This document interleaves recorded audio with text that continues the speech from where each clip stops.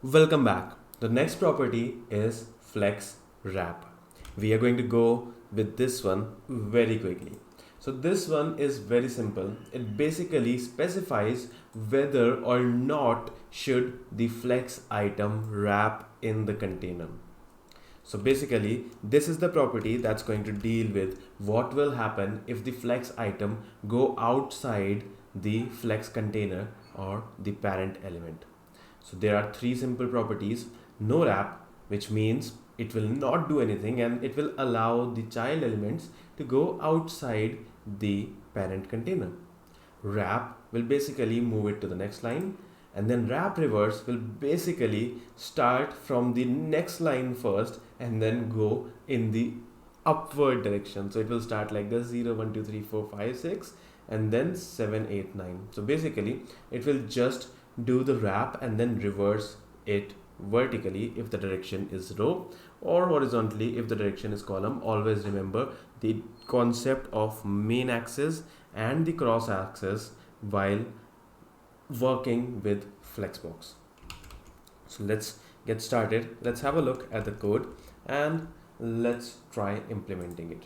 So I'll open the flexwrap.css at side once again, and I hope now it's visible. So it's going to be very simple. By default the property is no wrap itself, so we don't even need to set it, but just to show you that it works, I'll do this. So flex wrap is going to be no wrap, and the same thing happens, nothing changes. Let me copy and paste this and set the value to wrap. Flex wrap is wrap, and I'll change the name of the class to wrap as well, and I will set the property of flex wrap as wrap.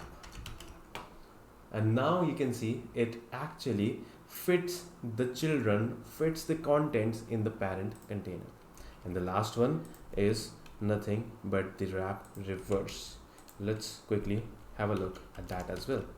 So it's going to be wrap reverse, and let me copy and paste it here so that we can set the class name, and then let's assign the property flex wrap to be wrap reverse.